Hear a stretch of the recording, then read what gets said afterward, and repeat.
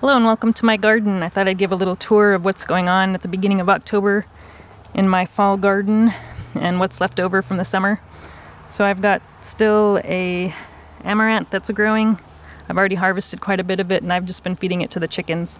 So they've got a couple more little treats left. And this is the dill that is pretty much done. I'll probably harvest some seeds. There's some that are already dried and then some that are just starting to flower. And I've got my cover crop of buckwheat growing in this one. So this is the first time I've tried growing buckwheat, and this is about a 3-week-old buckwheat, so it's just starting to flower, it looks like. It actually only takes about a month to flower, which is a really fast-growing crop. And it will die at frost, so it's good to get that in early. And then this is the kale that the chickens have been eating on, and I've got one lettuce there that's sprouted. So that'll be going to the chickens as well. And I have some chives. And this is my herb bed, and I've got it covered so the chickens don't eat it all or dig everything up. And there's still quite a bit of stuff in there. And then this is the raspberries, which are pretty much done. I've been nibbling a few that are ripe here, but for the most part, it's pretty much done. And these are my pole beans. I've got 2 poles left. So this is the Scarlet Runner. And these are really big beans. They're really pretty purple and pink. And then that over there is another variety that is called, I always forget the name of it. Luckily I have tags. Pellegrini. So these are Pellegrini beans. They're a brown and white. They're pretty cool looking. And then under here I've got another cover crop. This is clover, and this one will survive the winter, but I covered it because I just planted it a couple days ago and I don't want the chickens digging it up.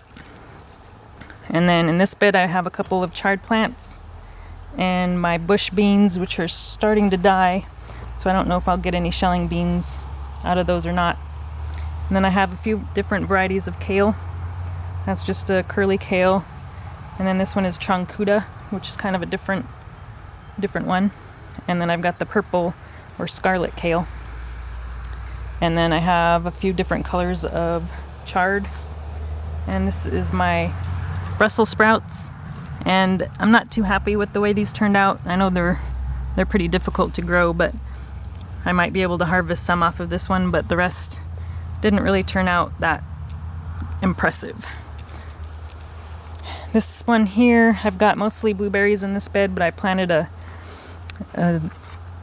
rhubarb in here that I started from seed, and I wasn't sure it would actually grow, but it seems to like it there, which is quite surprising. And then we have in this bed some asparagus that I started from seed. And if you're not familiar with growing asparagus, it takes a long time. So if you start from seed, you have to wait actually 2 years before you can harvest any. So it's going to be a long wait.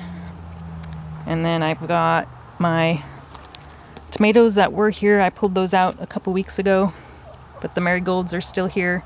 And I've got a couple of parsley plants. And here we have mint that I've cut back a couple times, and it just keeps on growing. And this is my Malabar spinach tree, or teepee. And actually I just discovered that you can even eat the flowers. So I may be giving that a try. I haven't tried that yet. But it's kind of an interesting type of spinach. So this bed over here is my squash bed. It looks like I've got a few chickens hiding in there. But I've got 2 zucchinis that are still producing. And actually there's a big one in there that you can see. And I just harvested about 6 of them from there a few minutes ago. And this is Miss Bailey and her 5 babies. And the babies are about 10 weeks old now. And I've got a couple other squash in here that they're getting this powdery mildew, which is pretty common for squash plants. You can see that white powdery stuff on the leaf. So that is pretty much gonna die off. So I've been trying to pick off those leaves that have that. But it's kind of hard to keep up with that. And then I've got celery here. There's about a dozen plants left, and if you saw my previous video, I wrapped the bottoms to do the blanching to make it less bitter. And I've got one tomato plant left over there that's about ready to pull out. And then I've got another chard, kind of got chard everywhere in the garden. And then onions, which are way overgrown. And then a couple tomatillo plants that are producing very well. So they're still growing. And my compost bin is getting very full. This last bin has another tomatillo plant growing in it. I'm not sure where that one came from because this is the first year I've grown tomatillos, and it just appeared in my compost bin. So I'll show you what I just harvested a few minutes ago from the garden. So we have 6 zucchinis here and a few tomatillos and some eggs. So I just got that a few minutes ago. And then in the greenhouse, I've got pretty much stuff growing everywhere. Let's start on the right here. So I've got 2 different varieties of lettuce that I planted about, I think it's a couple months old, but I didn't start it directly in the ground. I transplanted it. And then I've got some purple cayenne and some red bell peppers. So the peppers are still doing pretty nicely, surprisingly. And this is not a heated greenhouse, so they're probably not going to survive too much longer. And then more of those 2 varieties of lettuce. And let me see what they are. So Danielle is that purple, or yeah, kind of a reddish green frilly one. And then Simpson is the green one. And this is the first time I've grown those varieties. And I have 2 tomato plants left in the greenhouse. One's a Bradley, which is kind of a beefsteak type tomato. And then I've got a Cassidy's Folly, which is a Roma type plum tomato. And then on the left, I've got a bag, and literally it is a bag of kale. So I grew this in a basically a bag of potting soil for a project for the Kale-orama thing, which is going to be harvested here in a couple days for Kale Day.